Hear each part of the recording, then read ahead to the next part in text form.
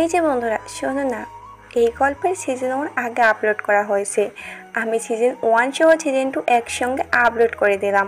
যারা সিজন 1 দেখেছেন তারা স্কিপ করে সিজন 2 দেখে নেবেন, আর যারা দেখেনি তারা পুরো গল্পটা দেখে নেবেন।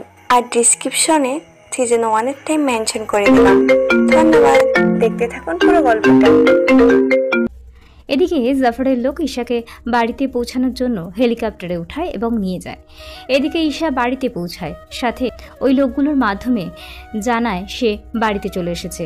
কথাগুলো আকাশ শুনছিল, কারণ ততক্ষণে ওরা শাহজাহান চৌধুরী ও আকাশকে গুলি করে জাফর ইকবাল ওখান থেকে চলে যায়।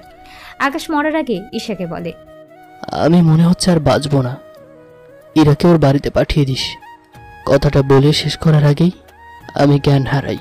কথাটা বলে শেষ করার আগেই আকাশ জ্ঞান হারায়। তা শুনে ঈশা ভাইয়া বলে চিৎকার দিয়ে ওঠে। এদিকে ঈশাকে হেলিকপ্টারে করে নিয়ে যাওয়ার পর অনেক কাহিনী রয়ে গিয়েছে, যা এখনও আপনারা জানেনই না। আপনারা আস্তে আস্তে জানতে পারবেন, কেননা সিজন 2 এর মধ্যে সব কিছু বুঝতে পারবেন। তাহলে আর কথা না বাড়িয়ে ফ্ল্যাশব্যাকে গিয়ে ঘুরে আসি। ফ্ল্যাশব্যাক। ঈশাকে ওখান থেকে নিয়ে যাওয়ার পর আকাশ উঠে গিয়ে একটা চেয়ারে বসে পড়ে, যা দেখে শাহজাহান ও অনেক অবাক হয়, কেননা এখানে এত কিছু হয়ে গিয়েছে, কিন্তু আকাশকে দেখে মনেই হচ্ছে না ওর একটু ভয় লাগছে।